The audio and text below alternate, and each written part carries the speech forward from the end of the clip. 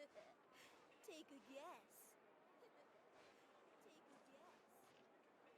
I'll take a guess.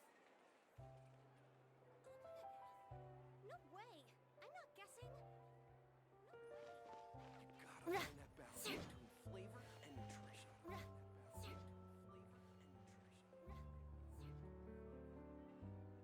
Take a guess. I'll take a guess.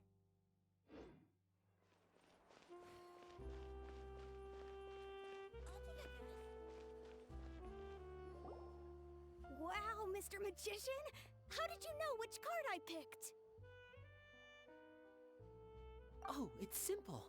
Come closer and I'll let you in on my secret. Magicians have a special skill called telepathy, which means we can read other people's minds. Really? Then, what am I thinking now? Well, first you need to relax, because I can see that you're clenching your fist in your mind, as if to say, no, I mustn't let him guess it. Aww. And now you're getting a little flustered. You're trying to find a way to empty your mind, to think of nothing at all. But the more you try to hide a secret, the easier it'll come out. You snuck out from home today, didn't you? You told your family a little lie so you could come out and play. Now, that's not a good habit. You can tell? Oh boy, you really can read my mind. Of course. Oh, and that's the end of my performance. You should really be heading home. Remember to apologize to your family, all right? They must be worried about you. All right, got it. Bye, Mr. Magician.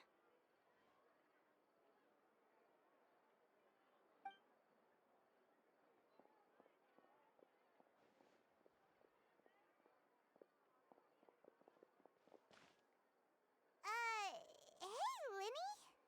Why, hello. We meet again. Are you looking for me? What's the situation? Well, why don't you guess, Mr. Telepathic? Oh, please. You didn't believe that spiel, did you? The power of telepathy is quite beyond me. I'm sure that child would beg to differ. Seemed like you were right on the money. That was nothing more than a little trickery. I made an educated guess based on his micro-expressions.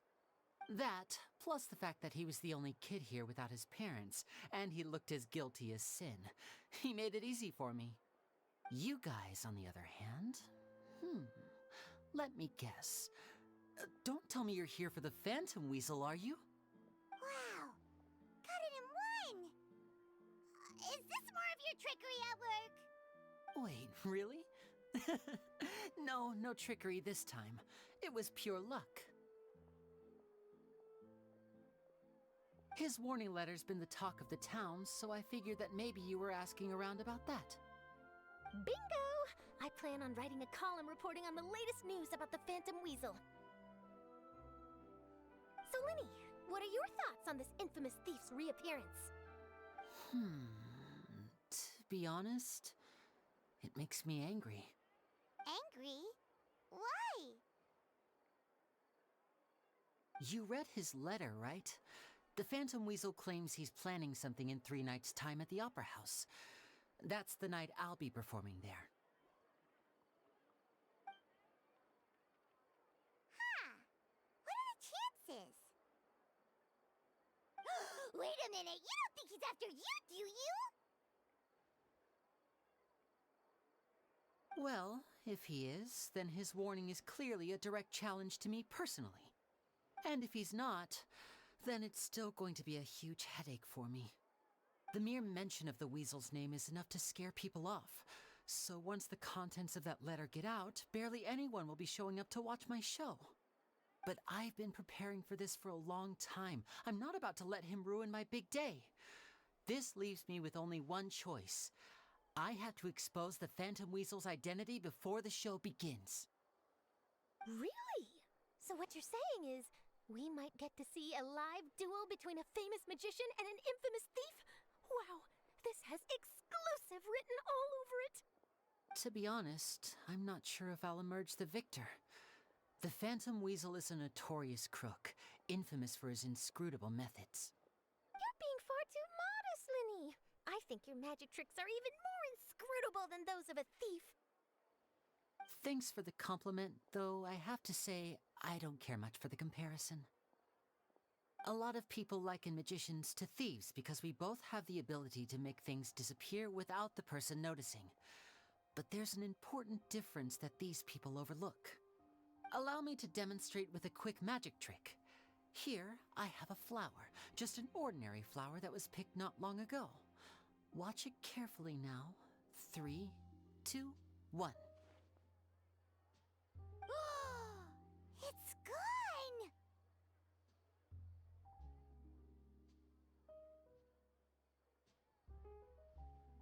That's the question. Where did it go? Therein lies the difference between us. Thieves make precious things disappear, but only magicians make them reappear. If I could now invite you all to check your clothes, there might be a surprise in there somewhere.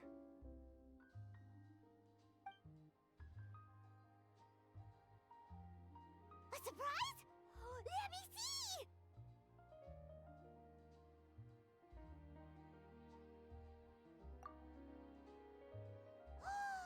It's right there! But how? You haven't moved this whole time!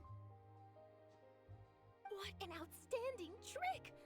Sorry, Lyney, it seems that my previous praise was woefully inadequate. Clearly, magic is the superior art form to theft. Don't worry, I didn't take offense. I just wanted to take the opportunity to perhaps change some of the preconceived notions you might have about magicians. Since Caesar's death, a lot of people associate magicians with criminality. It can be quite frustrating. I can imagine. Coming back to your trick just now, might I presume that you are well versed in floral symbolism? For example, magicians often use rainbow roses in their flower-related performances to represent passion and romantic encounters. But you used a Lumidu spell, which, if I'm not mistaken, allude to separations. I'm curious to know if there was any deeper meaning behind this choice? Impressive knowledge. It's no wonder you're such a successful journalist. But I'm afraid I don't know the first thing about floral symbolism. I'm just in the habit of using Lumidu spells in my magic. It sounds like something I should look into, though. I'll buy myself a copy of Fontaine's Floral Language Facts when I have some time. But it'll have to wait until this phantom weasel business is behind us. Well noted. In that case, this brings us to the end of our interview. I, for one, am looking forward to the final showdown between you and the thief. Please feel free to get in touch to update me on any further developments. Otherwise, I will of course see you at your show in 3 days' time, but let's hope the Phantom Weasel is caught by then. If there's nothing else, I'll be off. You've given me lots to work with here, and I've got no time to lose if I want to write that exclusive piece. I'll see you all later.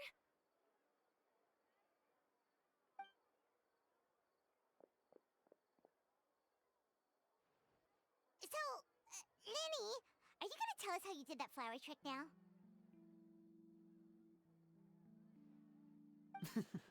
I'm afraid that's my little secret. Aww. Well, magicians are entitled to their secrets.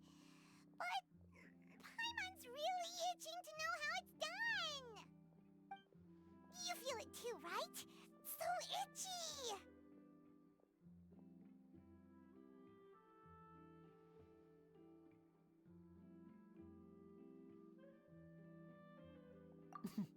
Not so itchy then, huh? Well, since you're so concerned, how would you like to serve as my temporary magician's assistants and help me investigate? Magician's assistants? Oh, that sounds fun! Assistants are technically magicians too! Also, it'll bring us one step closer to figuring out how that darn trick is done! Shall we go for it?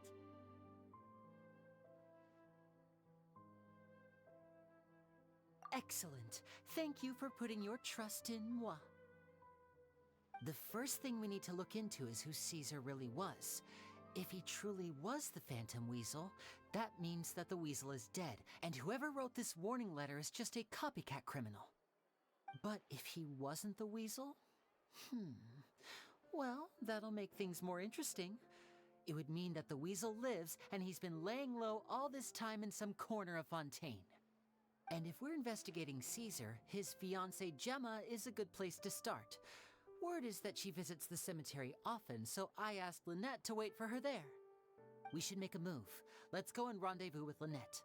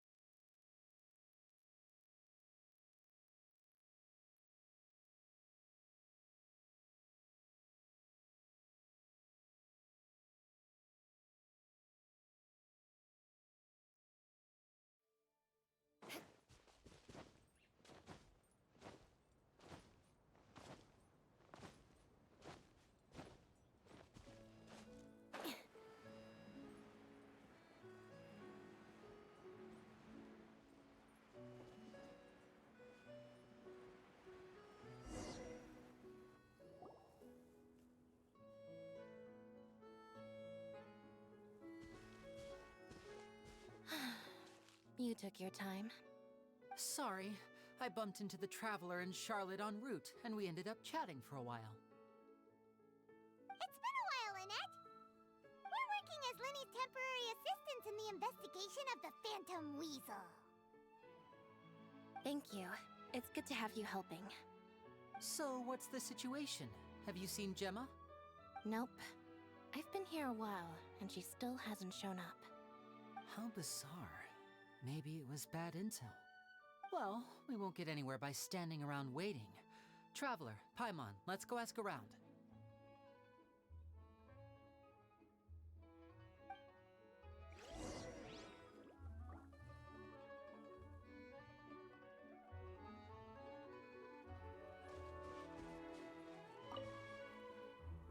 Excuse me, good sir. Do you by any chance know a Gemma? Gemma? You mean Caesar's fiance? Sure I do. What's this about? I'm just trying to get a hold of her because I need her help with something. I heard she comes here a lot. Yeah, she does. Poor thing. It's no secret why either. She's heartsick. Ever since Caesar passed away, she's been coming here once every week to clean his grave. Often she just sits there in front of his headstone, lost in thought. Sometimes she talks to herself.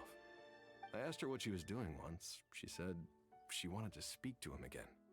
She knows he's gone and can't hear her from the grave, but she just likes to spend time there, telling her fiancé all about how her life is going. And she's been doing this ever since Caesar passed away? Oh, so 10 years. Wow.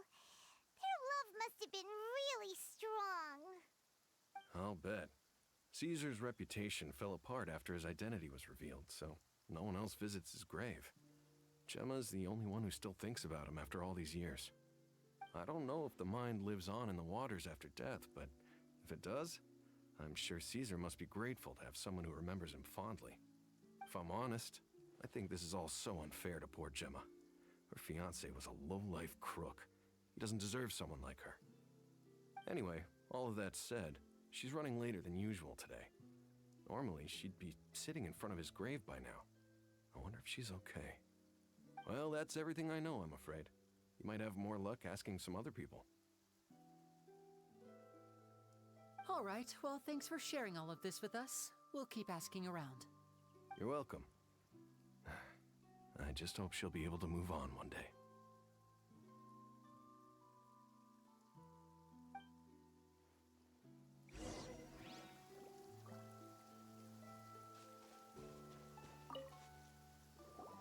Did you hear the news? They're saying the Phantom Weasel's back. You're kidding. Wait, isn't he dead? I don't know anymore. all sorts of news flying around nowadays. I can never tell what's true and what isn't. But what if, just hypothetically, I mean, what if this weasel's the real deal and Caesar was framed?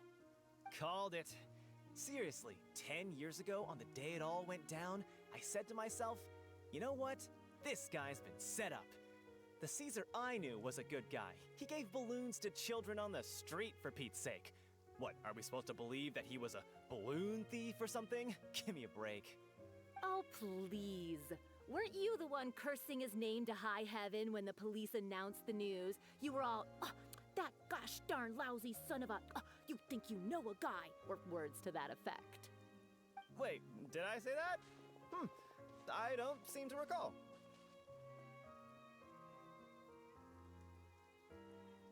Hello there.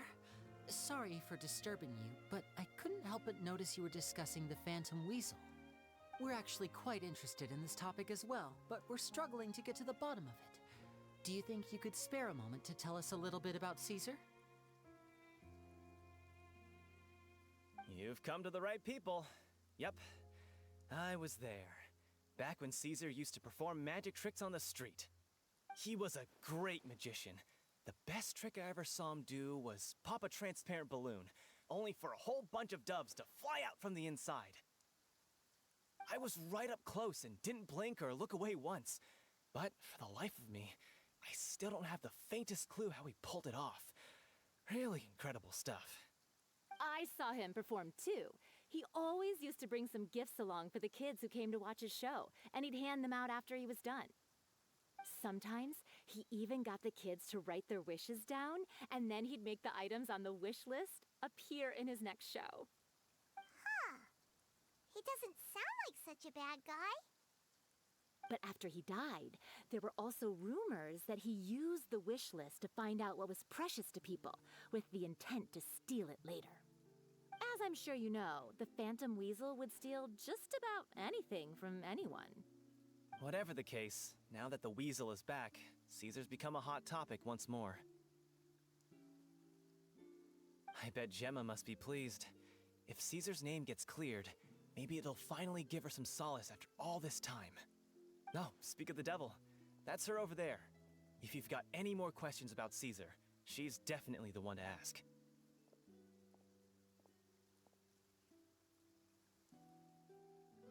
So that's Gemma. Is it just Paimon, or does it look like something's wrong? Wait, it looks like she's injured. Come on, let's see if she's okay.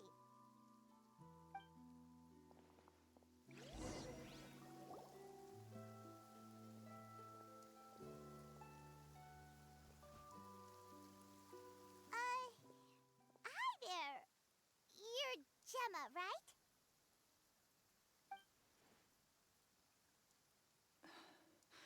Who's asking? Don't be afraid, we mean no harm. It looks like you're injured. How bad is it? Thanks for your concern, but you didn't answer my question. Who are you, and what do you want with me? My name is Lyney, and this is my sister Lynette. My name's Paimon, and this here's the Traveler. We're investigating the Phantom Weasel. The Weasel posted a warning letter this morning. If he still lives, that means that Caesar was falsely accused. You knew Caesar better than anyone else. So if you're willing, we'd love to hear what you think about all this. I promise you can trust us. We won't hurt you. In fact, we'll do all we can to keep you safe. I never believed that he was the Weasel. Huh. I suspected as much. Okay, so going back 10 years, do you remember anything strange in the weeks leading up to the accident? Did Caesar have a falling out with anyone, for instance? No, not that I know of. Got it. All right, sorry for disturbing you. If you don't have any more questions, please leave. I want to be alone with him.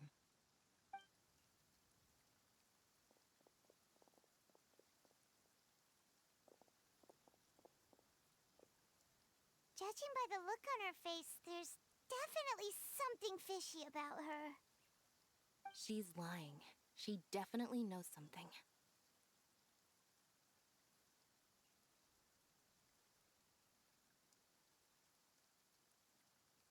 That's fair. We're just a bunch of strangers who showed up and started questioning her about things that happened a whole decade ago. It makes sense that she'd be wary around us. In any case, I doubt we'll get any further here, so let's call it a day. Meet me outside Hotel de Boer tomorrow, and then we'll start the next step of our plan.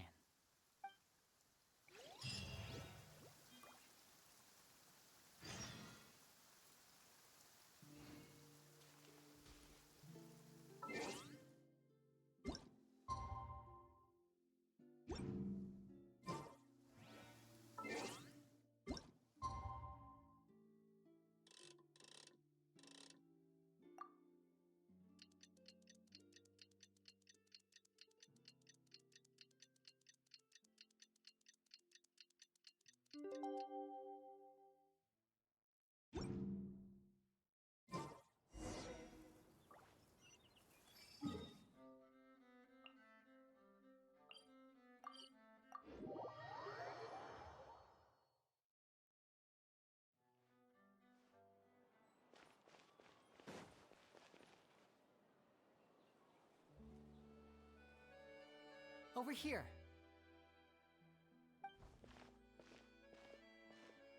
Lynette's not joining us today? I've had her follow Gemma and see if we can make any inroads with her. They should be at a cafe right now. Still, I don't think that Gemma's likely to open up to us. So, we need a contingency plan. Today, we'll be looking into a guy named Lorenzo, Caesar's former pupil and assistant. When Caesar passed away, all the stolen goods discovered in his home were confiscated and returned to their rightful owners. But Lorenzo was the only one privy to all his magic secrets, and he inherited his craft. Before long, Lorenzo was the next big magician in town, his fame surpassing even that of his master, and it made him very wealthy. He's since left the magic scene, though, and these days, he's a wealthy businessman with his fingers in a lot of different pies. I had to pull a lot of strings, but I managed to get him to agree to a couple of drinks with me. Be warned, though, I hear he's got a hair-triggered temper. We'd best be careful.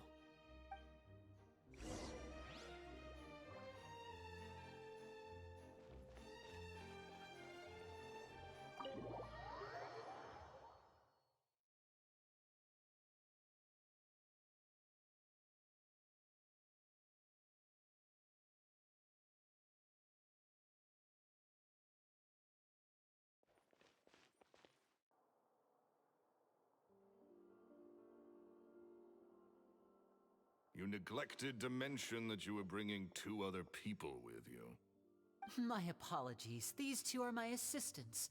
When they heard that I was meeting with the former magic maestro himself, they begged and pleaded with me to bring them along. And if it's no trouble, a couple of autographs would really make their day. Oh, forget the pleasantries, just sit.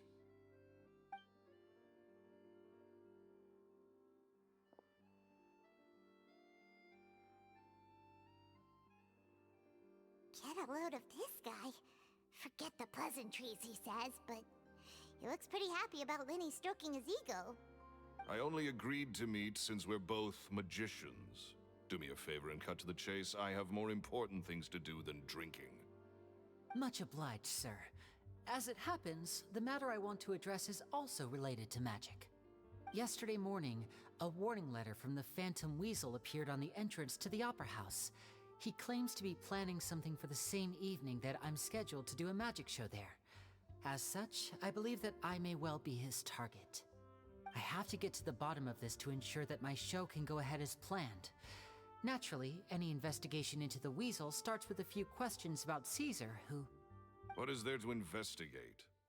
Caesar was the Weasel and he's been dead for 10 years. So what if some sick creep thought it'd be funny to write a warning letter? It changes nothing. Are you trying to tell me you actually bought it? Please, sir, no need to get so worked up. I do concede that a copycat is but one possibility. Possibility? It's a fact, Lyney. Look, my patience is limited, so listen carefully while I'm still willing to put up with you. The weasel is dead. Period. Everyone knows that, so do yourself a favor and quit this investigation. It'll lead you nowhere. Look, if this affects your magic show in any way, I will personally compensate you for any losses. Oh, sir, I'm honored, really. But this isn't about finances for me. My pride as a magician is what's at stake here, Lorenzo. Copycat or not, this person has thrown me the gauntlet, and I must meet their challenge head on. Your pride? Don't mince words with me, boy. Just tell me, what exactly are you seeking to do? I want to find out the Phantom Weasel's true identity. I have to know for myself what really happened 10 years ago. What would that accomplish? And what do the events of 10 years ago have to do with you, anyway? Look, you of all people should know that a magician never reveals their secrets. And in any case, dead men don't talk. So if you really care about your magician's pride, then you'll forget about Caesar and move on. Uh-oh. This is getting awkward. Lorenzo? Is that? Oh, it is you! I know that big, booming voice anywhere. What's up, my man? Want to grab a drink with me? Another day, I'm busy. Oh, come on! You can't be all business all the time. You know what they say? Live fast, die young. You gotta learn how to kick back and relax once in a while. If I wanted your life advice, I'd ask for it. Now get out of my face and go be drunk somewhere else. Sorry, my good sir. I don't believe I've had the pleasure. Oh, hey! Edmondo. He and I are business pals. We worked together a bunch of times. This is your first time meeting him? Oh, he's always like this. Foul-mouthed and hard-nosed. Never heard a kind word out of this guy the whole time I've known him. And he wonders why he can't get a girlfriend, despite being, what, pushing 40, 30, something? Anyway, point is, a lot older than when he first got rejected by the girl he was into. And he's still into, from what I hear. Shut up and get out of my face. Another word out of you and you can forget about doing business with me ever again. Do I make myself clear? Sorry, I may have had a little too much to drink. All right, I'm gonna leave. Don't work too hard.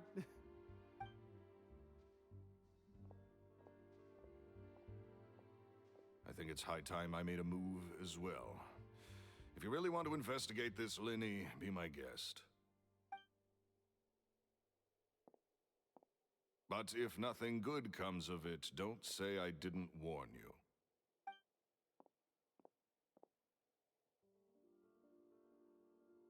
Well, that fell to pieces in a rather spectacular fashion. Any thoughts? Totally. And what was all that about compensating you for your losses? Why would someone you just met make an offer like that? He's gotta be hiding something. And not like Gemma. She was a little suspicious, but this guy's definitely covering something up. I think so too. We need to look into Lorenzo more closely.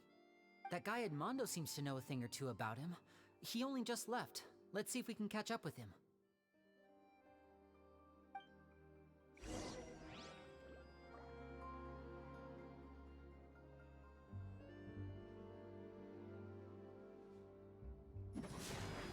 More speed.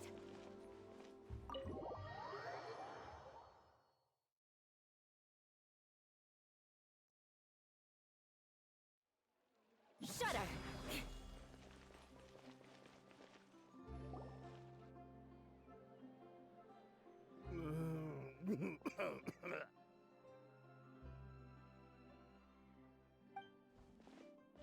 You okay there? Who are you? Oh, it's you guys. Don't worry about me. I must have had one too many. I just need to ride it out. I say way too much back there, didn't I? Yeah, I nearly talked myself into complete financial ruin. Note to self, no more drunken chats when Lorenzo's around. So, he was serious about threatening to cut you off? Paimon knew he was a bad egg! Hey! Keep your voice down. Don't go prying into Lorenzo's personal affairs. Bad things happen to people who ask too many questions, or make an enemy out of him. What kind of bad things? Don't even ask. I'm sorry, I'm gonna have to cut this conversation short. I'm not crossing that line again. And take it from me, trouble with Lorenzo is one thing you don't need in your life. You saw him flare up back there. I don't know what you said to him, but clearly it touched a nerve. That's not a good sign. You're too young for this. Don't get in over your head. I'm leaving.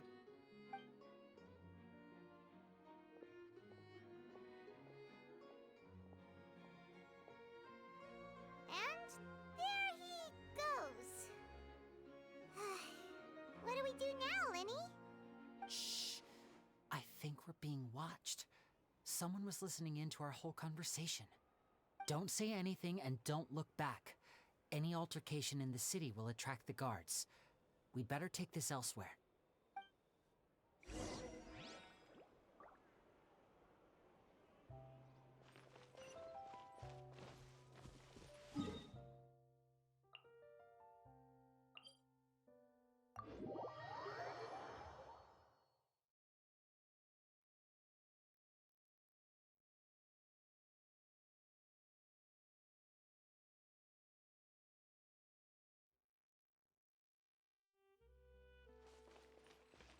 Beg for mercy.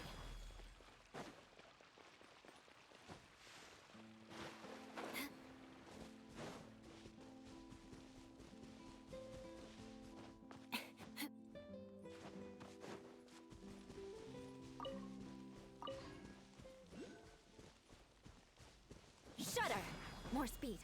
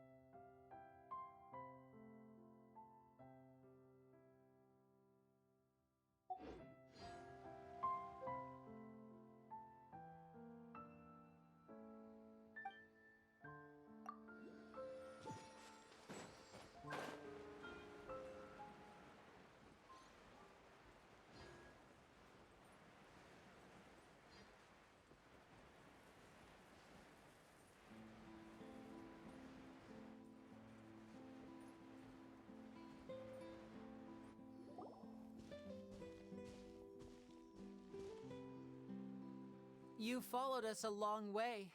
Why don't you come out and introduce yourselves? So you're Lyney.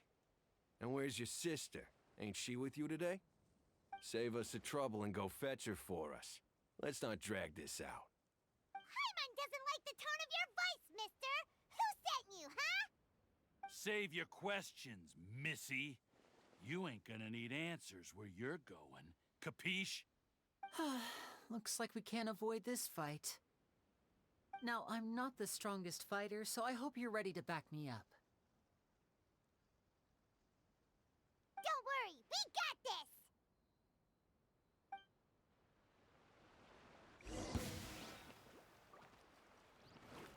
this! And voila! Shine down! Now you shall perish! Look at you, boozehound! Pew pew!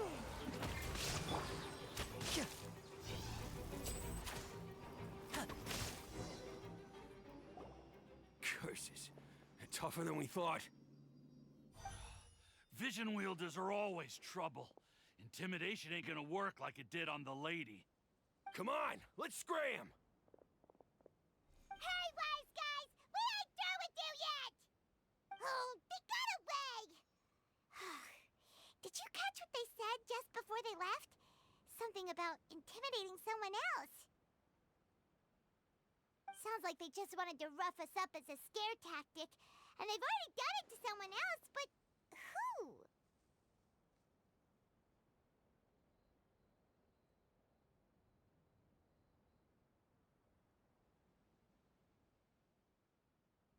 You're right.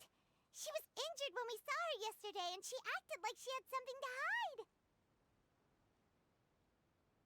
Maybe she was too scared to tell us the truth because those guys had threatened her. Well, if that's the case, she should be more willing to open up to us once she learns that those thugs won't be bothering her anymore. Let's head back to the cafe and see if we can get any information from her.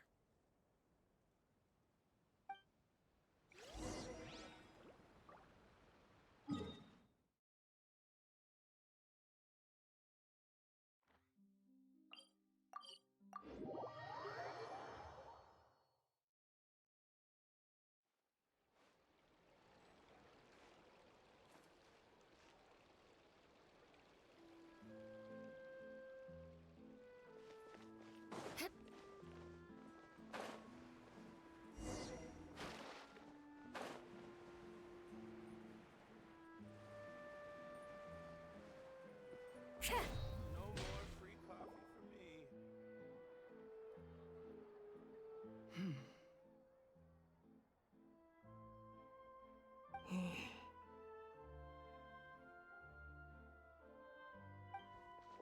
Gemma?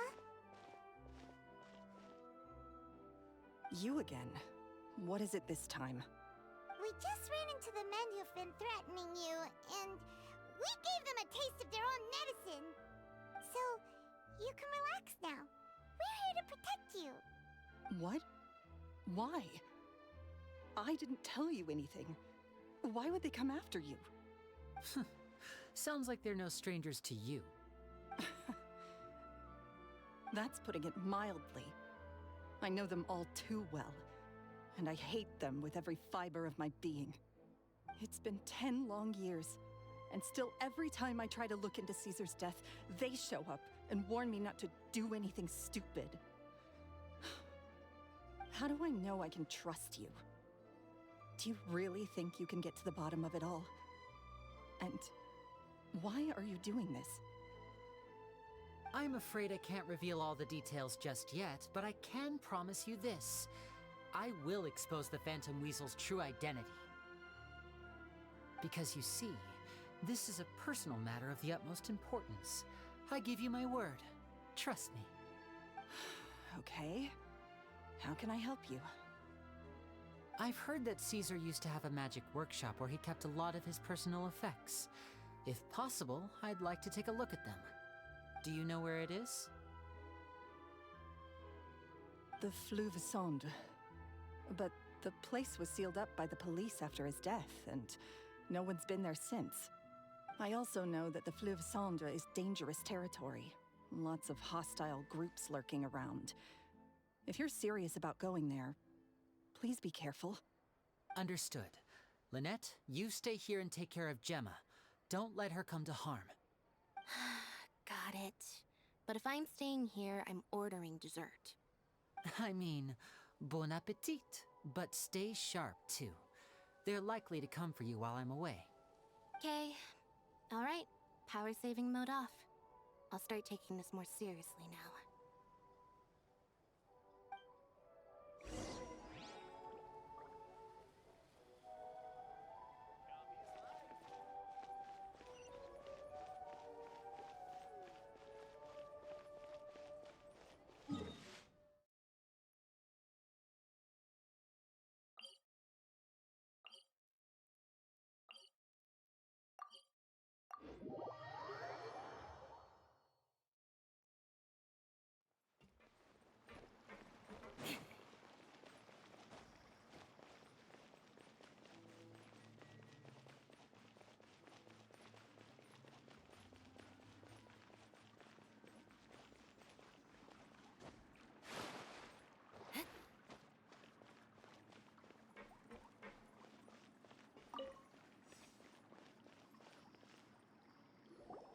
If Gemma gave us the right location, then the workshop should be right nearby. Huh. Looks like these boxes are blocking the entrance. Let's shift them away first. There we go. It should be just down here.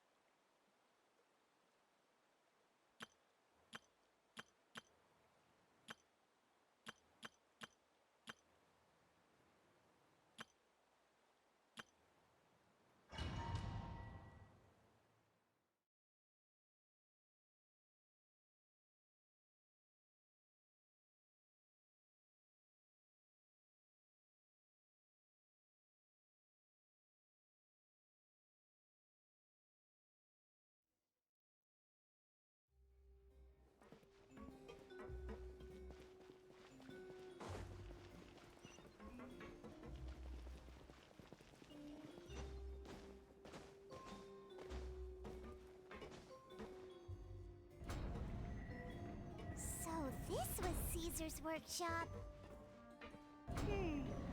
Nothing suspicious here, just normal magic props. Let's head in further.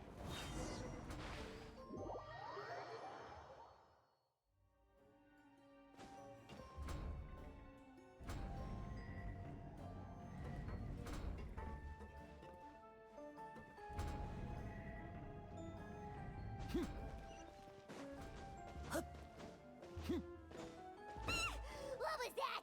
Oh, is this one of Caesar's gadgets? Guess we must have triggered some sort of device.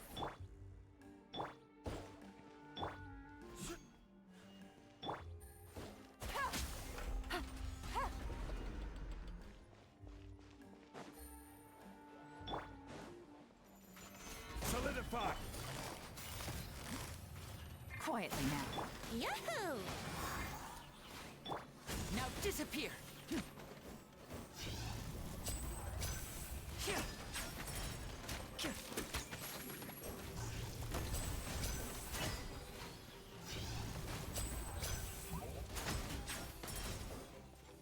Step right up! Whoa. Look, the doll in the box is glowing.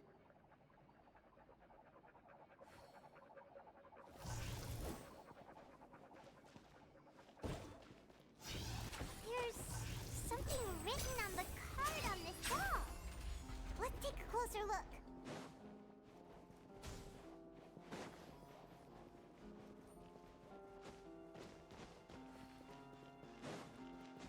Hip!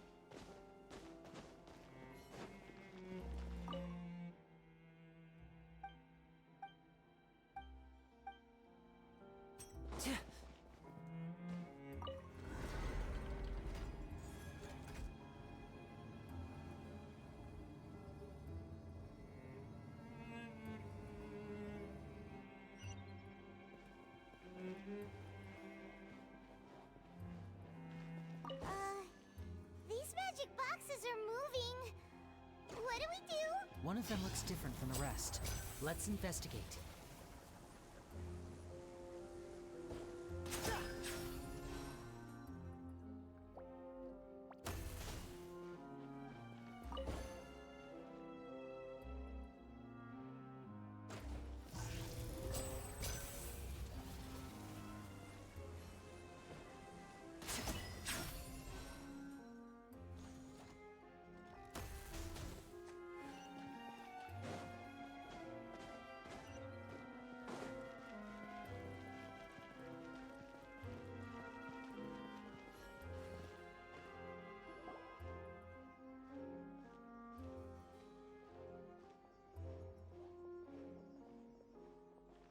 That's weird. Have we reached the end already? There's nothing here. Maybe this was a wasted trip. This place seems a little too ordinary for a magician's workshop.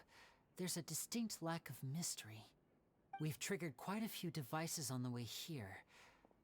I'm starting to wonder whether Caesar built this whole place as one big, elaborate magic contraption. If so, then there must be more to this place than meets the eye. Maybe a hidden room somewhere. Aha! If I just move this book, then hopefully... and... presto! A secret passageway! How did you know? I'm a magician too, and apparently great minds really do think alike. Looks pretty big inside. Let's head in and take a look around.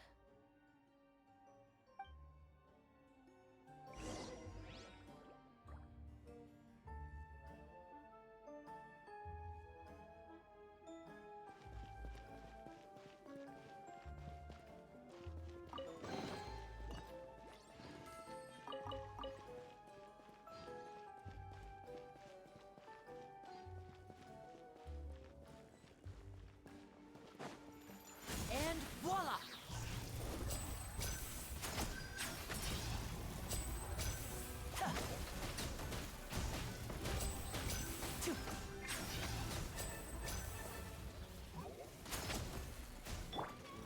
Stabilize.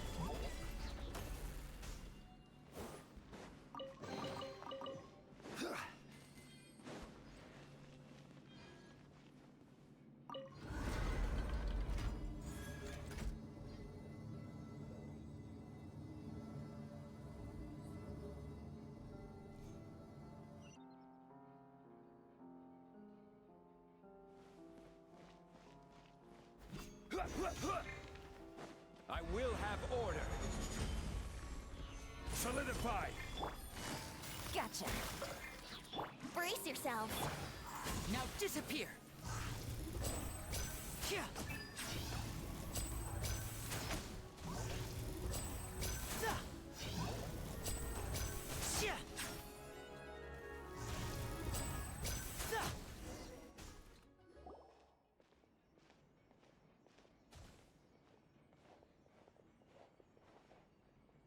Why have you stopped, Lyney? Is there some device in that box? Huh. It just looks familiar somehow. Let me check this out for a second while you guys go on ahead. If anyone makes a major discovery, let's rendezvous here. All right, see you in a bit.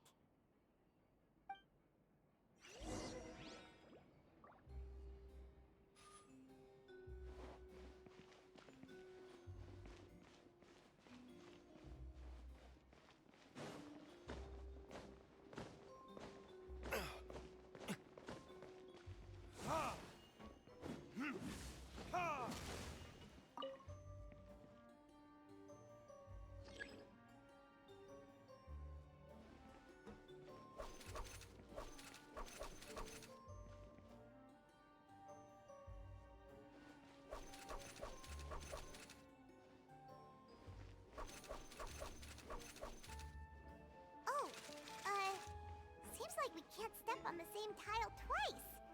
Guess we've got to finish it in one run, huh?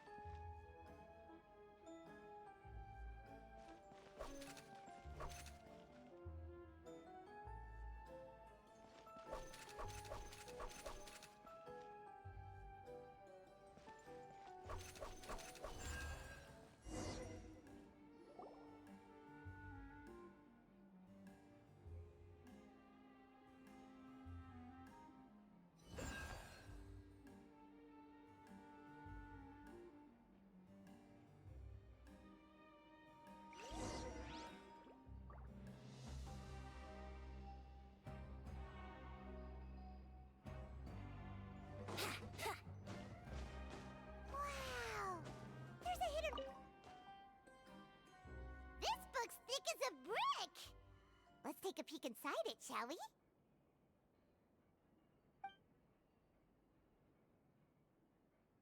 At one of my shows a few days ago, a child asked me how I pulled candy out of my hat. As a joke, I told the kid that the hat has a built-in wish-granting machine. Next thing I know, today a whole bunch of kids were pestering me to pull all sorts of things out of the hat. So I told them another white lie. The machine needs time to power up, but in the meantime, you can write your wishes down. Well, they took me up on that offer, enthusiastically.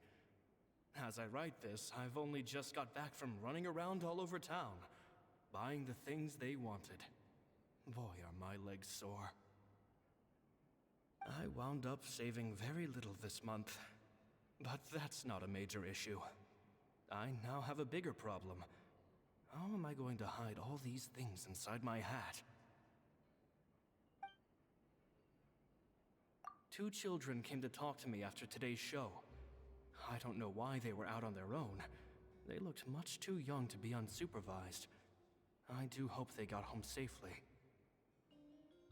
Anyway, they said that they wanted me to teach them how to do magic. It's not uncommon for children to ask this, of course, but I've never seen any of them as serious about it as these 2. I told them that learning magic is very hard work, but that didn't faze them at all. It's like they already knew. They seemed so committed. I couldn't turn them down.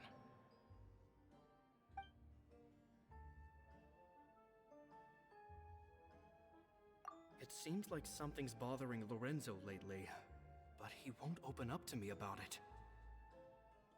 Surely he's not upset that I agreed to teach those 2 children. I'll have to talk him around. I have a good feeling about those kids. They're naturally talented, and it seems like they're not new to the world of magic. They have all sorts of fantastic ideas. All I'm really doing is helping them develop a more professional standard training plan. They wanted to call me Master, but I told them they absolutely mustn't. Any magician worth their salt could have taught them what I have. They're the geniuses here. Compared to them, I don't deserve to be called any sort of master. With time, I have no doubt that they could become far greater magicians than I. My only concern is why they're so mature for their age. I fear they've had to grow up too fast. I don't dare to imagine what they must have been through. Gemma thinks so too. She doesn't like being around them. Says that their eyes are too piercing. They don't bother me, but then again, I've never been the sharpest tool in the shed.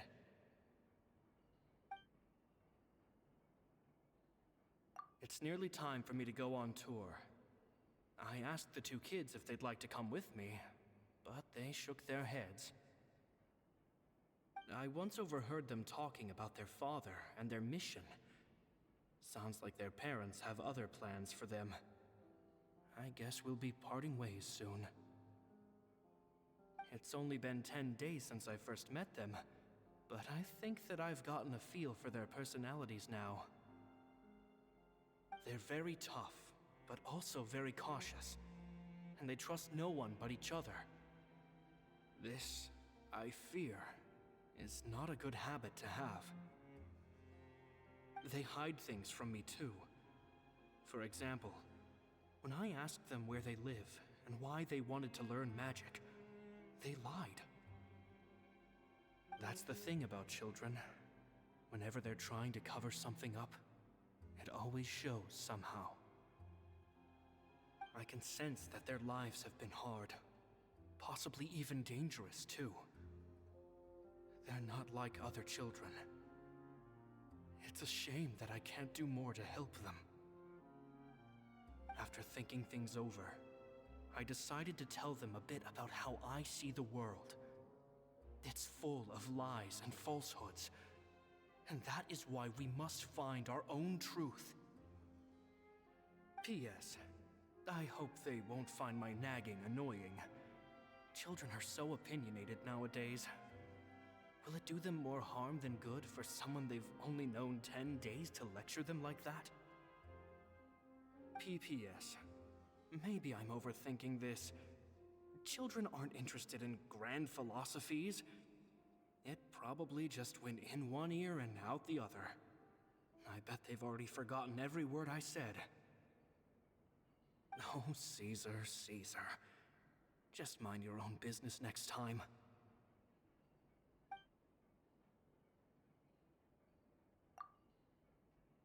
Two magic geniuses with a father and a mission, huh?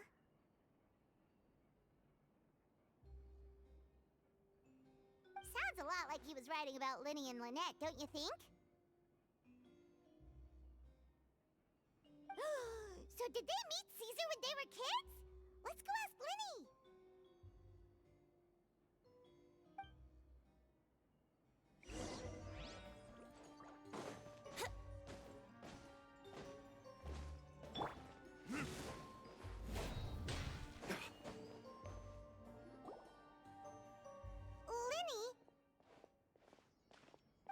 Hold that thought. As I expected, there's a lot of fishy things going on in this place. Fishy? Uh-oh, what have you found? All in good time. Before we go over our new leads, I want to tell you how a high-altitude escape is performed. First, the magician slots themselves into a magic box in full view of the audience.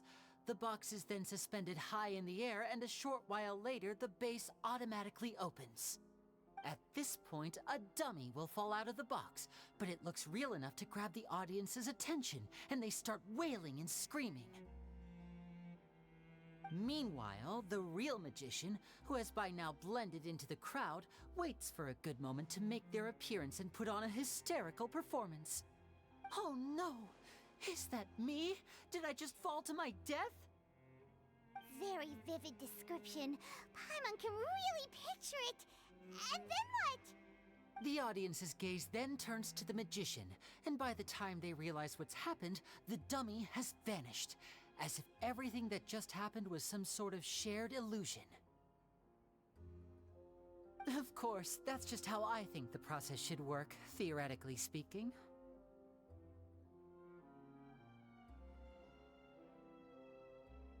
The inventor of this trick never performed it successfully. When the box opened, Caesar was the one who fell out, and not the dummy. He fell right to the ground from the highest point of the opera house. No one could hope to survive that fall, not without a vision at least. And no one else has ever attempted this trick since. My understanding of how it works is just based on what I could gather from his notes and the relevant gadgets here in his workshop. So Caesar's famous high-altitude escape has never been done, huh? Paimon was about to say how cool it would have been to see it in person, but if it's that dangerous, it's probably for the best that no one else tries to do it. Wait a second. So if a dummy's supposed to drop out of the box, then where does the real magician go? How does he get out? Glad you asked. That brings us to the secret of said box. This box right here is the one that Caesar constructed himself to use in the performance, and it's not as simple as it looks. Inside, there's a device that only the magician himself would know about. Once the magician's inside and the box is lifted up into the air, the audience's view of the box is fixed at a certain angle. From where they're standing, they have a clear view of the front, sides, and bottom, but the back and the top are now no longer visible. At this point, the magician presses a button inside the box, opening a secret door out of view. He then escapes through this trapdoor onto the opera house roof, waits for the dummy to fall and distract the audience, and quietly returns to ground level. That's way simpler than Paimon imagined. Even Paimon could probably do it. Well, there's a little more to it than that, of course.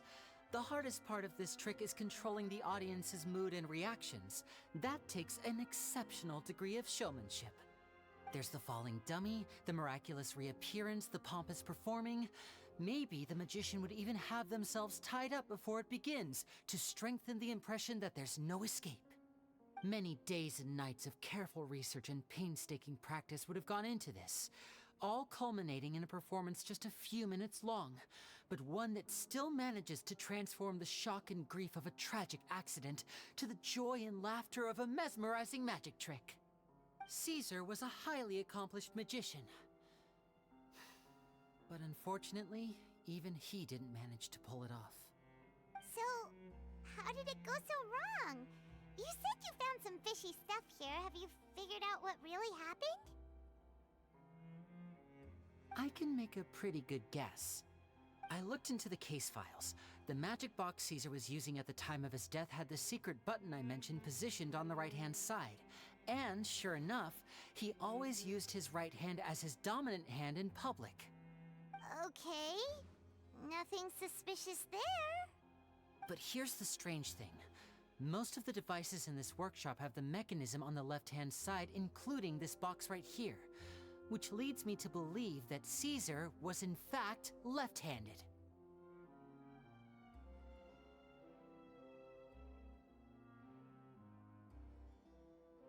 Because a magician can't afford to have their most basic habits stand out too much. People naturally focus their attention on the most important details of the task or situation at hand. But a magician needs to be able to redirect an audience's attention at will, so as to avoid arousing their suspicion. The essence of magic is getting people to believe a lie. If even the truth raises eyebrows, the falsehoods become all the more difficult to mask. And so, Caesar trained himself to use his right hand to align with his audience's expectations. Great magic always requires sacrifices. But in his most stressful and nerve-wracking moments, and when no one was watching, reflex would kick in and he'd use his left hand. That's why he set his gadgets with the mechanism on his left.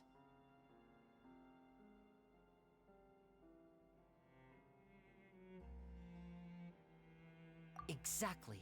I think that's likely what happened.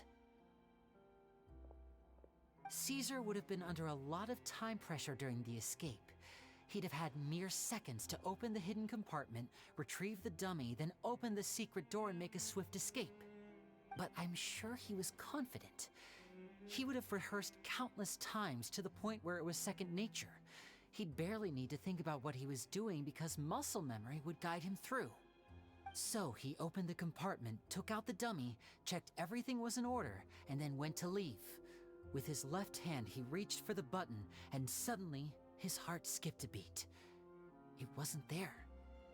Much like when you reach for your keys but find your pocket empty, his mind needed a moment to process what was going on.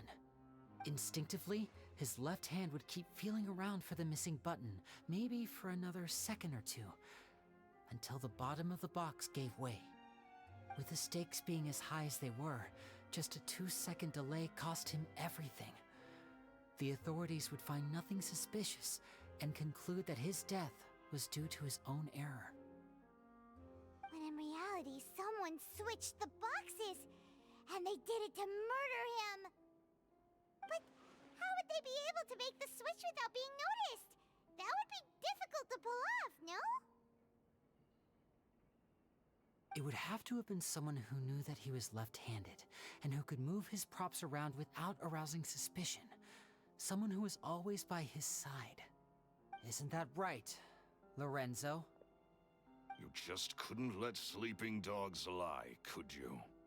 The There's not a lot of people who'd go to all this trouble for some magician who died 10 years ago. I didn't want to have to do this, you know. Silencing you the hard way just creates more problems for me to deal with.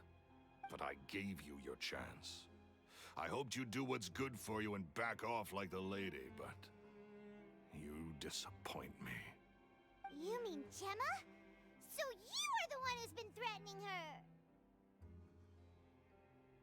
Yes, although however stubborn she might be, she was never much of a liability. But you people, you never even knew him, but for some reason you just wouldn't drop it.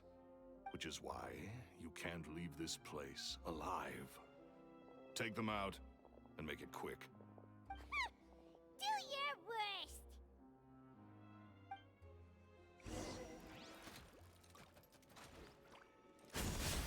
Game's up. Fun's over.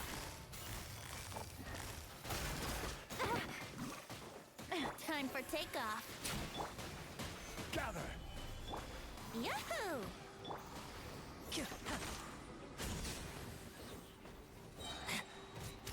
This is order. Solidify. Here comes the catch. Think you can get away? Let's get this show on the road. And voila!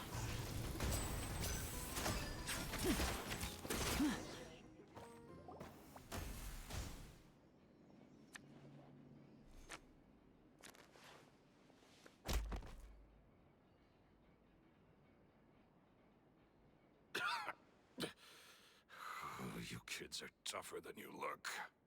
Had enough yet, Lorenzo? Your cronies can't help you now. I think it's high time you started talking, and what I'd really like to know is, why did you murder Caesar? If I had a Mora for every time you said that man's name. Of course you idolized Caesar, everyone else did. But I was the real genius magician. Me! He was just an amateur who did cheap tricks for gullible children. I was the one who made magic into the fine art it is today.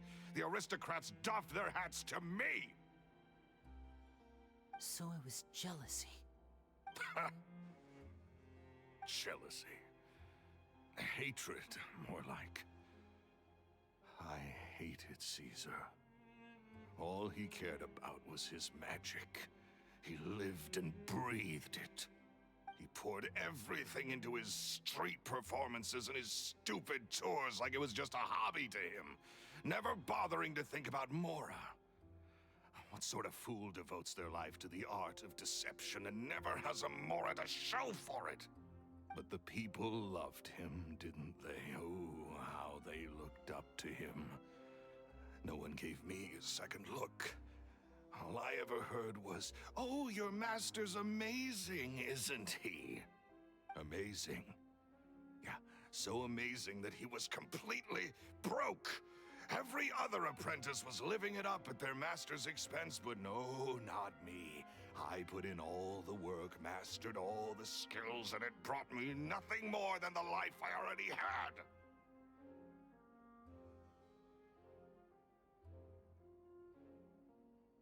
He forbade me from using magic to trick people out of their Mora. There was nothing he hated more than that. And with his reputation in Fontaine, it was too risky for me to go it alone.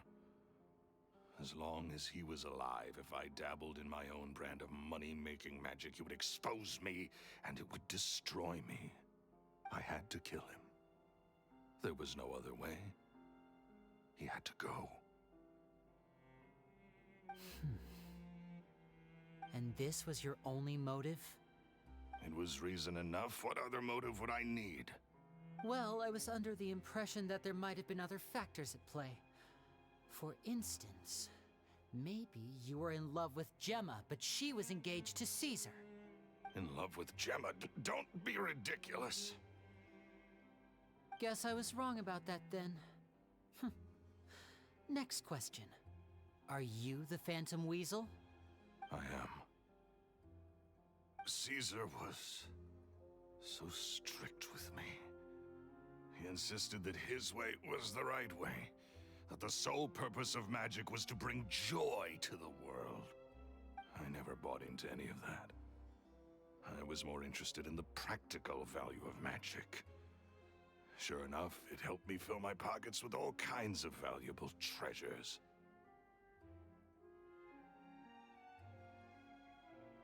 Oh, yeah! Charlotte told us that the weasel would steal whatever people valued, no matter how much it was worth.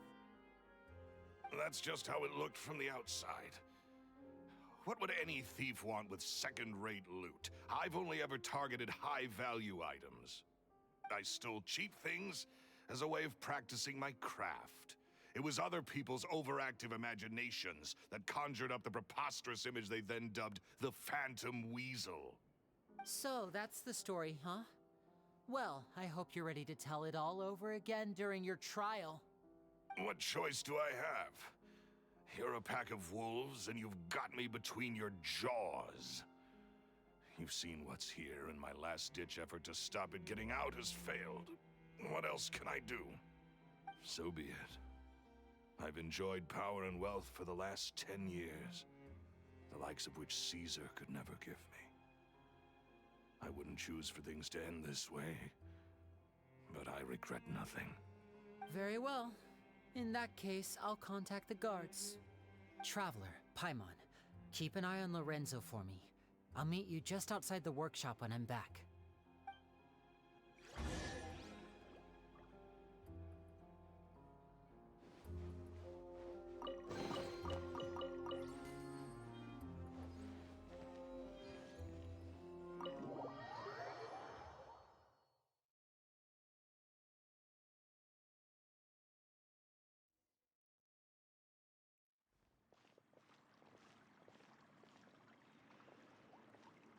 Lyney has told me the whole story.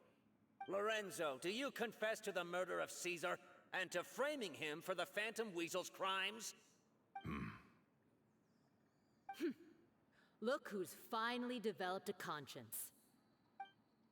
What kind of disciple murders their own master? I hope it was worth it, because they'll be hell to pay.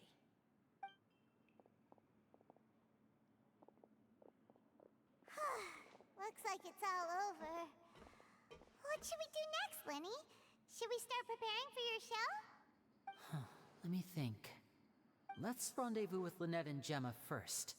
With Lorenzo in custody, Gemma will no longer have to fear for her safety. Good point! We should go tell Gemma the good news right away. It'll give her some peace of mind for sure.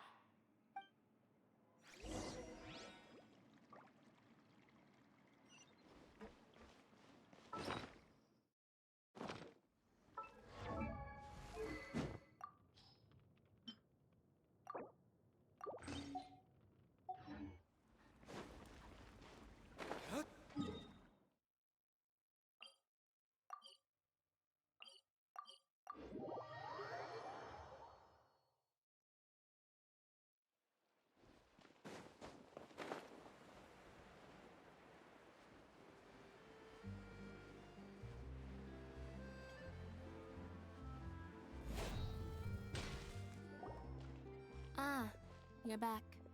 You were so quick. I've only just finished my third dessert. Your third? Lynette, come on, we've talked about this. Everything in moderation. You're not gonna have any room left for dinner now. It's fine. I'll shift to exercise mode and jog off the excess sugar. That's besides the point. Well, it's done now, but try to eat a more balanced diet in the future. Point taken. Did everything go okay? Of course! Lorenzo was no match for us. The guards are taking him into custody as we speak. Gosh, that's amazing. I'm sorry, I still didn't know if I could trust you, but now it seems I can. I had my suspicions about Lorenzo, but I... It's okay. We understand. He did threaten you. Paimon would find it hard to trust strangers in your position, too. But you don't need to be scared anymore. Everything's gonna be okay. Sorry. My emotions are all over the place right now. I've been waiting for this day to come for so long. I always wanted to report Lorenzo. He took all of Caesar's property, which I found suspicious, but I had people watching me all the time, so I couldn't risk looking into it. I was so afraid. I was scared he'd do something terrible to me, and then no one would be left to visit Caesar's grave. So I never had the courage to speak out. Thank you all. Truly, thank you so much.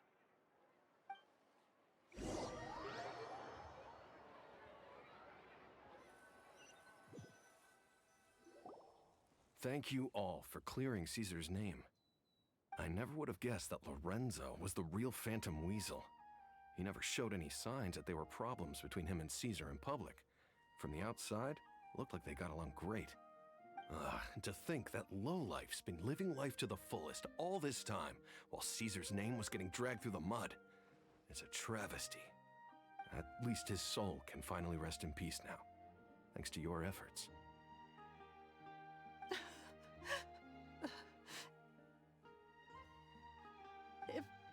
If only I'd realized before it was too late. Don't blame yourself, Gemma. This isn't your fault. Yeah, you still have the rest of your life to live. Caesar wouldn't want to see you spending it feeling guilty. Cheer up, Gemma. My brother's doing a magic show at the Opera House tomorrow evening. Would you like to come along? It might raise your spirits. This show will be a special one. We're holding it in Caesar's honor. In Caesar's honor? Really? Oh, thank you. I'll be there. Great. We'll see you tomorrow evening. Traveler, Paimon, don't be late. Don't worry, we'll be there. No way are we gonna miss out on a free magic show.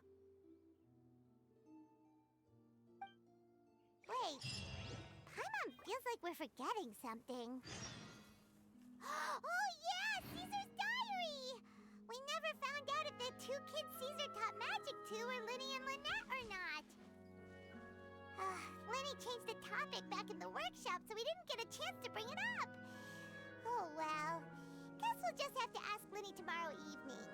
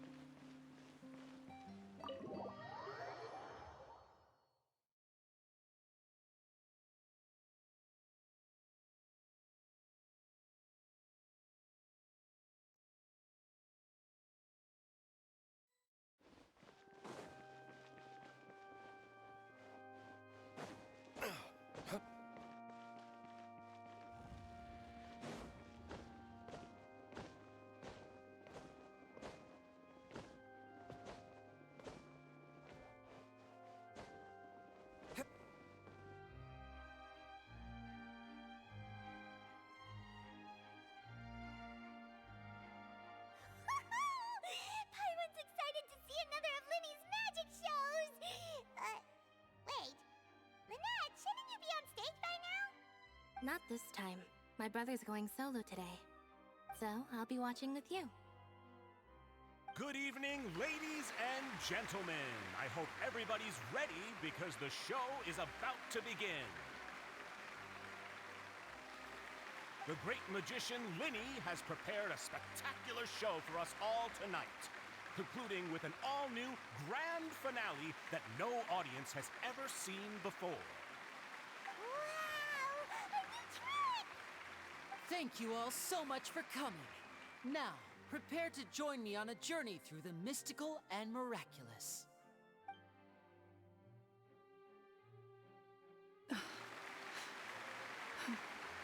Exciting stuff, isn't it? Yes, it's just... It reminds me of him. No wonder. Caesar was a famous magician too. So, how did you two first meet, Gemma? Well, I was out on the street once, and I saw him performing for little children. Children love magic, because they're willing to believe in things that can't be rationally explained. Caesar had this amazing way of bringing them into a dreamlike world. And somehow, I felt drawn to him too. So I went up and asked him to do a trick for me. Aw, that sounds so romantic. What trick did he do? It was with a flower. He took it in his hand, snapped his fingers, and it magically appeared on my head. I was so happy that day. No one had ever given me a flower before that. Oh, that's so cute! Actually, now that you mention it, Lyney's done that one before. Is that right? Then I suppose he's a romantic at heart, just like Caesar. So let's treasure the time we have with him. After all, you never know when the people dearest to you might be gone. That's right. It's all over now. Paimon doesn't really know how to comfort you, but at the very least, no one's gonna be intimidating you from now on. You can breathe easy at last, right? Right. Yes, you can breathe easy now, Phantom Weasel. See? Even Lynette says... Wait, what? The Phantom Weasel? Lorenzo escaped? Where is he? What do you mean, Phantom Weasel? As Lyney once said, a performer's job is to commit fully to their role and put on a flawless performance for their audience. But once the bag of tricks is empty and the curtain falls, it's time to end the show.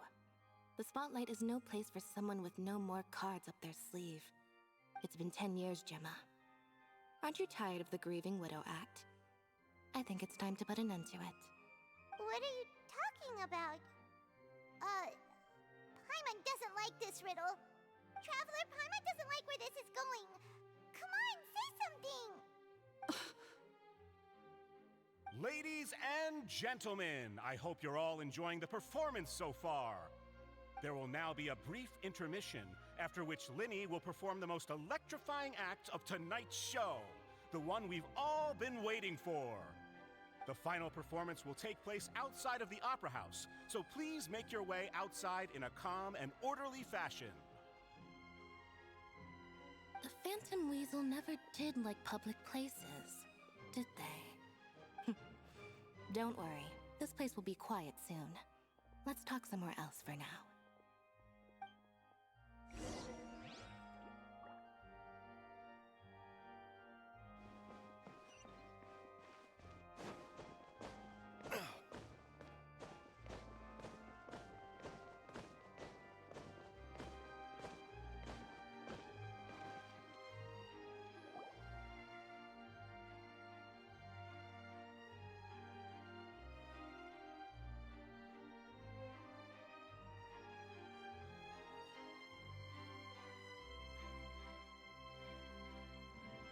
Dear me, this is awkward, isn't it?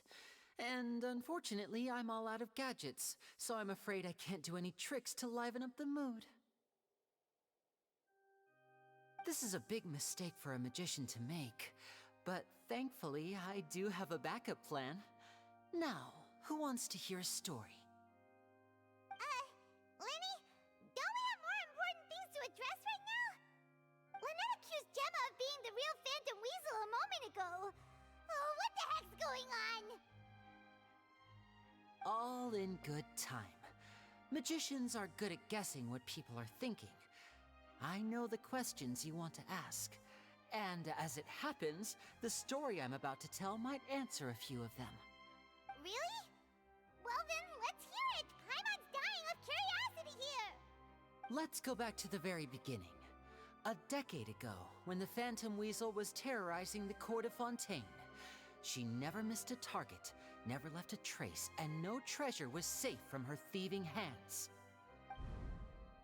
But as her infamy grew, so did the readiness of the police, and her opportunities to act became ever fewer. Every day, she ran the risk of being exposed for who she was. Of course, she could not simply take this lying down, and before long, she found her ticket to freedom. She would create a scapegoat, a false weasel to close the chapter on her behalf. After weighing her options, she set her sights on a renowned magician, Caesar. After all, magic and theft shared enough similarities for people to buy the story when the truth came out. So then what?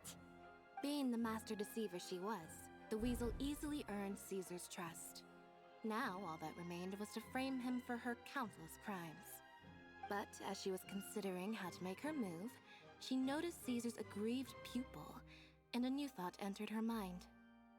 Maybe I don't need to get my hands dirty after all. At her encouragement, Lorenzo tampered with Caesar's magic box, causing him to fall to his death.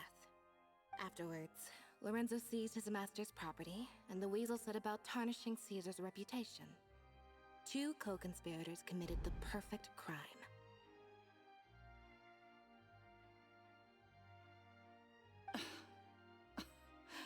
I've got to hand it to you. You're both exceptional storytellers. It's enough to make even me wonder whether there was really another mastermind behind all this, pulling the strings. But I just have one question. You seem to think that I am the villain in this tale. What's brought this on, Lyney? Is it something that Lorenzo said? Don't worry, Lorenzo said nothing at all. But I never believed that he was the weasel, and in fact, my investigation only made me more certain of that. He was too forthcoming with his confession, as if there was something else he was trying to hide. How disappointing. So you'd sooner trust Lorenzo than me, even without a shred of evidence? A magician is an expert at playing the audience to get the result they want. And I have no doubt that you, Gemma, are equally talented in this regard. With a little help from Lorenzo, you put on a very convincing performance. The lovesick fiancé, whose devotion to her betrothed is unshakable, even under threats of violence. Caesar was maligned and hated by all for 10 years, but you? Everyone sympathized with your plight. Who would suspect for 1 second that the lovely young lady always seen weeping in front of Caesar's grave was actually the mastermind behind his demise? No, not that poor lady. Perish the thought. Wait, so you mean the whole intimidation thing was just a hoax? Gemma and Lorenzo were both in on it? But why would Lorenzo agree to that? And why didn't he sell her out even at the end instead of admitting to being the weasel himself? Yes, why indeed? Maybe Gemma herself could enlighten us on that question. Well, Lyney, if you're so confident in your version of events, then I think the answer should be obvious. Having killed Caesar with his own hands, Lorenzo was plagued by overwhelming guilt. Revealing the Phantom Weasel's true identity would serve no purpose. But if the Weasel remained free, then she could take care of Lorenzo's loved ones. An excellent answer, though sadly a little dull. Is that right? Well, don't let me bore you. If you'd care to change the topic to something more interesting, I'd be much obliged. As a matter of fact, there's one thing I'd really like to understand. Why would the real weasel have targeted things that only have value to other people? Could you shed any light on that? Of course. After all, we're just telling stories here, aren't we? If I had to guess, I would say that the real weasel must have had a terrible childhood. Left to fend for herself after her parents died young. Betrayed, scorned, beaten. She'd scrounge waste paper from garbage bins to draw on, using twigs and dirt for lack of ink and pen. She'd sew ugly rag dolls from whatever scrap material she could get her hands on. This was her only source of happiness in life. But it was all she needed, and she was content. Until the world decided that even this was too good for her. Once again, she was betrayed. And this time, everything was taken from her. She felt like life was a miry pit that dragged her further down the more she struggled to escape. At that tender age, she should have been happy. Instead, she stood in the shadows and watched with envy as all good things in the world passed her by. This was a fate too cruel for anyone to bear. Her pain became a breeding ground for dark thoughts. Thoughts which festered and grew into a twisted solution to her troubles. I detest the happiness of others, in all its forms alike. I will rob them of everything they hold to be good and true, and it will fill the void in my soul. That's some pretty heavy stuff. Now it all makes sense. Does this story satisfy you, Lyney? Yes, it is quite to my tastes. Thank you for helping to clear up my confusion.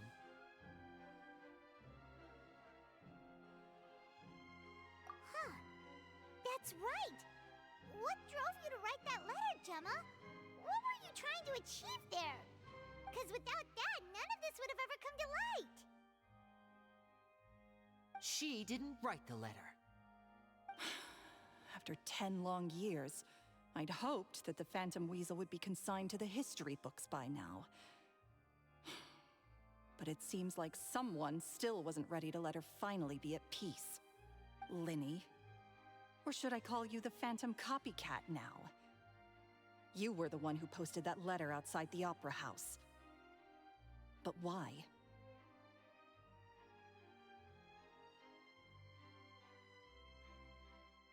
Very sharp, Phantom Weasel. Still as shrewd as ever. Well, no need for me to be coy about it. Our goal was to clear Caesar's name. The most straightforward way to change the public's impression of Caesar was to force the Weasel to show themselves. That's it? You had no other agenda? Of course we did. We made it quite clear in the letter, I believe. I shall take from you that which you hold most dear, just as you did to me 10 years ago. 10 years ago? You mean Caesar's death? You met him? Wait. Oh, I get it. You were those two obnoxious kids. It's been so long, and you're all grown up now. I didn't recognize you. He taught you magic back then, didn't he? For what, 10 days or something? And you went to all this trouble. Why? Because you feel like you still owe him something? We remember all our debts, however great or small. 10 years ago, Caesar's reputation was torn to shreds, and his legacy was thrown out. 10 years on, and no one cares what the truth is anymore. But we did not forget, and so we came to find you. And? What exactly did you take from me? I'm still standing, as you can see. Lorenzo has admitted to everything. I'm free. Free? Do you really think so? Caesar once told me that even though the world is filled with lies and falsehoods, we must find our own truth. I think that applies to you too. Truth can take many forms. Prized possessions with nostalgic value, fervent hopes and dreams, and irreplaceable people. Life took many things from you, and those wounds never healed. When they ached unbearably in the dead of night, stealing became your way of numbing the pain. What are you trying to say? I'm saying that for the last 10 years, you've been living a rather uneventful life. Perhaps that's because you found something other than a life of crime to fill the hole? Back to Lorenzo for a second. He murdered his own master, played along with your act, and took pains to make sure any suspicion would be directed towards him. But what did he have to gain from all that? He knew who you were and the things you'd done, and despite that, he was willing to give everything up for your sake. He's the reason that you haven't felt the compulsion to steal in all these years. You're more than just accomplices in murder. You're the only real friends each other has. So I think you know, deep down, that he is the only truth you have in your life. But that truth is gone now, and I guarantee you, you'll never see it again. Congratulations on your freedom, Gemma. Your freedom will cost you dearly. From now on, you'll be all alone in a world full of lies and falsehoods. I do hope you'll be able to bear it. You've still got a long life ahead of you after all. Gather round, one and all. The time has now come for the amazing Lyney to perform his final act in tonight's show. I'm sure you're all wondering what he has planned for the grand finale. Well, wonder no more, for the answer is a death-defying high-altitude escape. A high-altitude escape?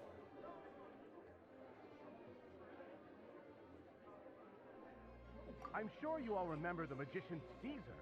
This was the very trick that led to his fatal fall, after which he was dubbed the Phantom Weasel. So we have now learned that Caesar was wrongly accused, and that the real Weasel has now confessed to their crimes. Guess that's my cue to leave. Whew.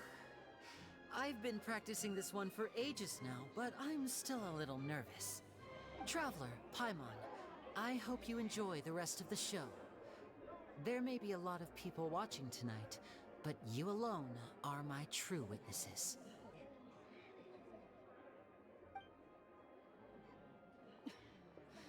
Lyney, wait. You two hid a lot from Caesar. He went to his grave without ever knowing your secrets. So what about now? Are you an open book? Or are you still the same as ever? You don't have to tell lies to end up isolated and alone. One day, you'll end up exactly where I am today. Maybe then you'll finally understand. You're wrong. I'm nothing like you.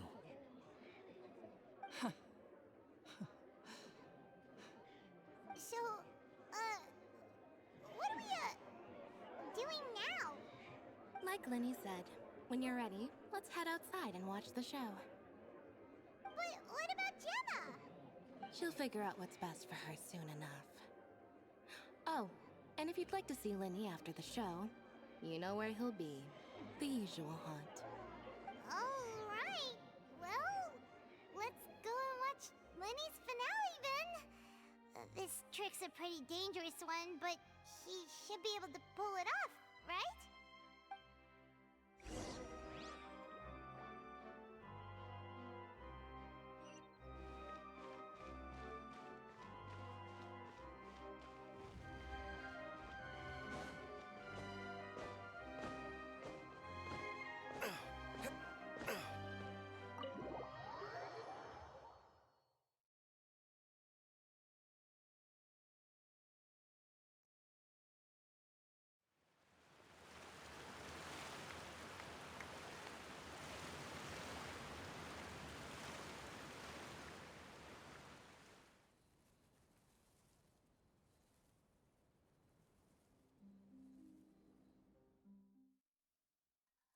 Magic should be mysterious, surprising, and defy logic. Magic is hard work. Every single movement has to be practiced thousands of times. It's alright. We're used to that.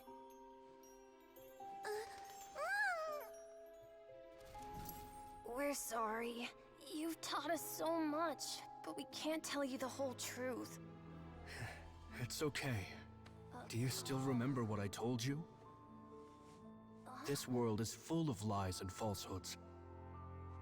I only hope that one day, you can find your own truth. What about you? Have you found your truth? Magic is my truth. I want to perform a magic trick so great that people will always think of me when they talk about it. For a magician, what greater honor could there be? Look! Behold! Lyney is sealed inside the box. Will he manage to escape? 10 years ago, Caesar attempted this very trick, and it was at this precise moment that...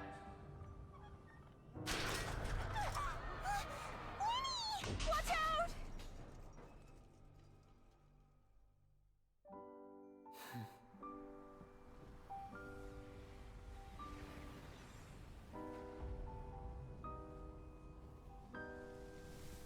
Mysterious. Surprising. And logic-defying. Isn't that right? This honor belongs to you, Caesar.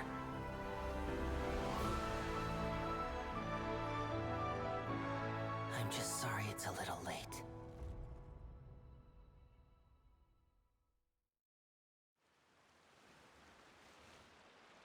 Did you see that?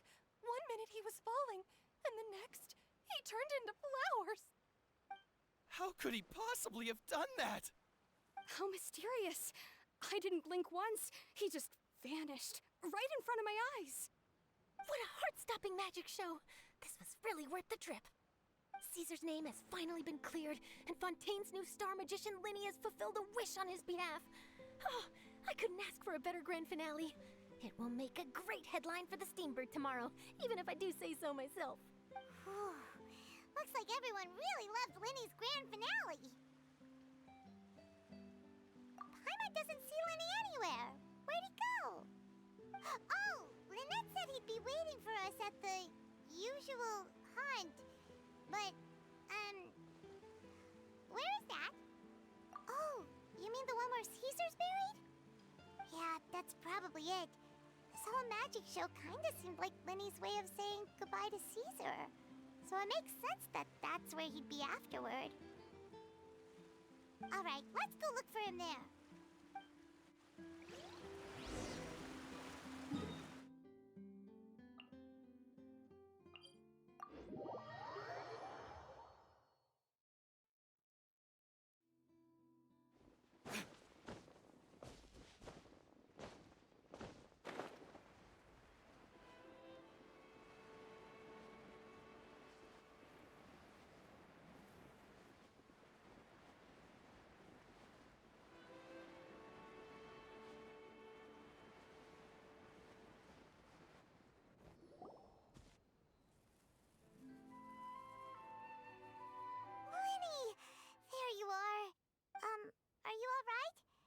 Paimon was scared to death when the chain broke.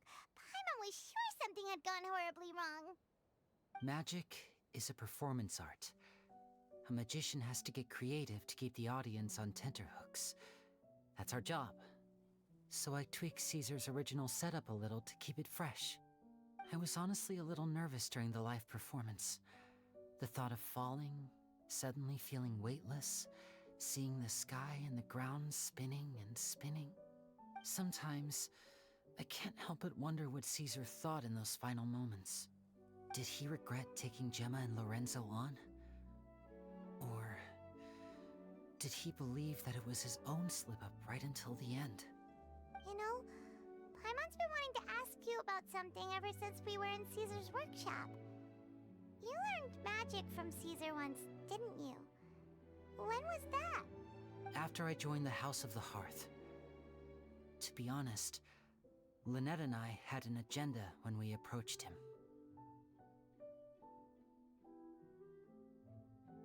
I told you about my past before, remember? As a young boy, I survived by secretly learning magic from street performers. I'd watch their tricks and try to figure out how they were done. But I quickly realized that observation alone could only get me so far. What I saw was the polished final performance, but the rigorous training they put in behind the scenes remained invisible to me.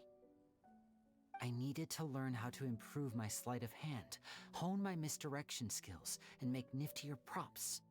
We were gifted enough that we'd made some progress by ourselves, but without proper guidance from a professional magician, we quickly plateaued. So that's why you sought Caesar out? Yes. We figured there was no harm in asking, but it took us by surprise that he was so willing to teach us. In all, we only spent 10 short days together, but he was very good to us. By contrast, we hid so many things from him. For instance, when he asked why I wanted to learn magic, I answered, "It's my passion."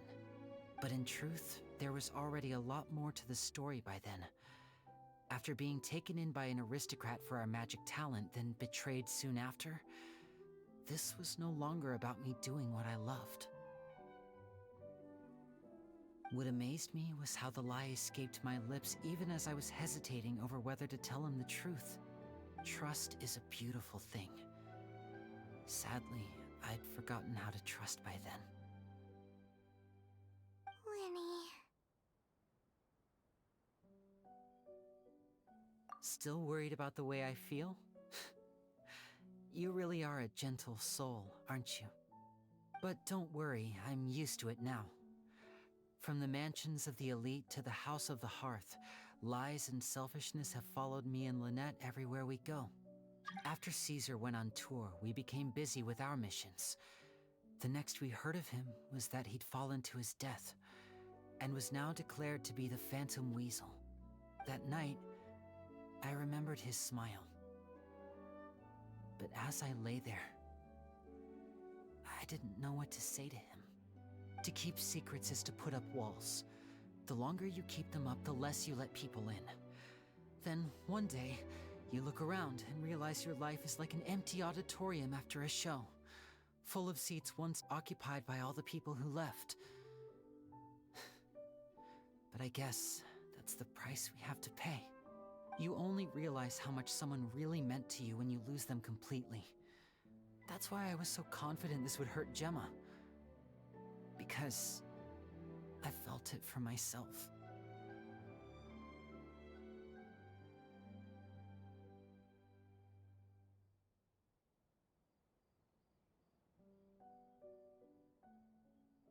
Yeah, cheer up, Lyney. We've had to say our fair share of goodbyes during our journey, too. But whatever happens, Paimon always believes in what tomorrow brings. Delicious food, fun toys, and the Traveler by my side. Paimon just needs to focus on things like this and all the unhappy stuff goes right out the window. You know, Traveler, doesn't that kind of make you Paimon's truth? Exactly. It's the same for me and Lynette. We are the truest thing each other has in the world, and nothing can replace that. Life has taken plenty from us, like it did from Gemma. But at least it left us with each other. That's what gave us the strength to get through the darkest days. That's why the darkness never consumed me, and why it never will. Maybe we live in the shadows too, but we remember every precious ray of light that shines through. All right, time to lighten this conversation up a little. What did you think of the show tonight? Were you happy with it? It was amazing! Paimon just wishes we hadn't been so distracted with the Gemma situation. We spent most of our time in the Opera House just talking and pretty much missed the entire first half of the show. Lyney, could you do just one more trick for us? Whoa, that's a bit of a tall order, I'm afraid. The show's just finished, so my sleeves are decidedly card-free right now. Aw, come on! Surely you can think of something. Paimon knows can do anything if he puts his mind to it. Oh, all right then. I'll give it a go, but only because it's you. Watch closely. I have a flower in my hand. You liar! There's nothing in your hand. We ain't going along with this. Huh? My goodness, you're right. But I could have sworn I brought one here with me. Okay, try this. Count down with me. 3, 2, 1. 3, 2, 1. Now, have another look around. Maybe the flowers appeared somewhere else. Really? Let's see. Wow, there it is! Oh, this is a different flower from the last time, right? This one's called, oh yeah, a rainbow rose. But more importantly, Paimon has to know how the trick is done. Please, Lyney, pretty please! Well, if you want to learn magic, you'll have to start by addressing me as teacher. Ugh. Fine. Please, teacher, please! Since you asked so nicely, I'll share one little tip with you. Namely, the student of magic cannot solely rely on others being prepared to reveal their secrets. You have to observe, think, and find the answers for yourself. Is that it? Look at the time. We shouldn't linger here too long. Thanks again for coming to see my show. I bid you both good night. I look forward to seeing you again. All right, fine. See ya. Shall we head back now, too? Oh, Paimon can't wait to read the Steambird tomorrow. Paimon bets Lyney and Caesar will be plastered all over it. Let's head to the Steambird's offices tomorrow morning and see what we can find out.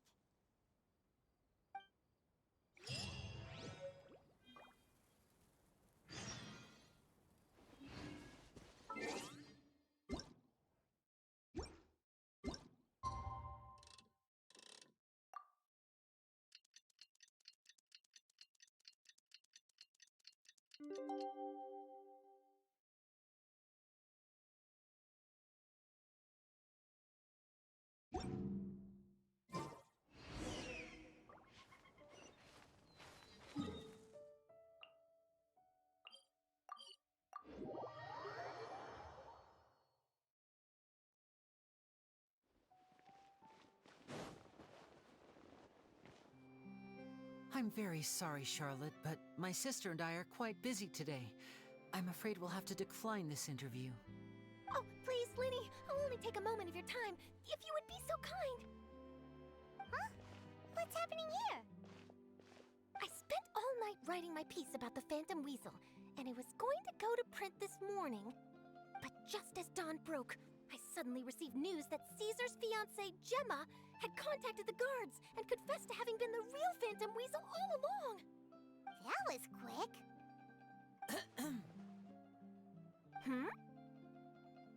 Too late, bro. That was quick, you say? It sounds like I've got some catching up to do. Please, fill me in. Whoops. Aha! My instincts did not lead me astray. You do have something to hide. Gemma turning herself in must have something to do with Lyney's performance last night. Maybe watching my high-altitude escape trick reminded her of a better time with Caesar, and she could no longer ignore the voice of her conscience. Huh. Okay, then. Wait, no, there must be more to it. If that's all it took for her to have a change of heart, how did it take her 10 whole years? Well...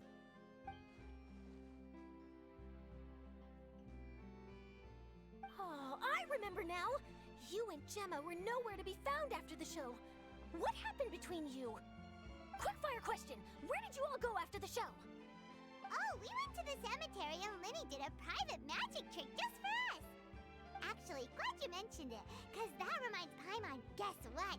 Lyney started using rainbow roses in his tricks. What? I don't recall ever having received a rainbow rose from you myself. Is this supposed to mean that they're more important to you than your own sister? No, I just, What now? Oh, did Paimon say something wrong again. This is getting pretty awkward.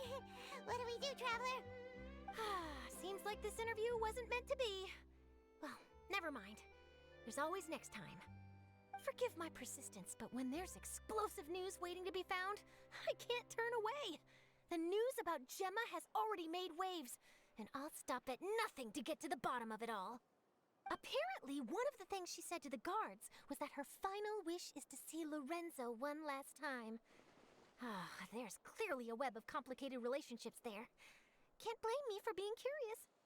All right, I guess I'll leave you to continue the rest of your conversation in peace. Bye for now.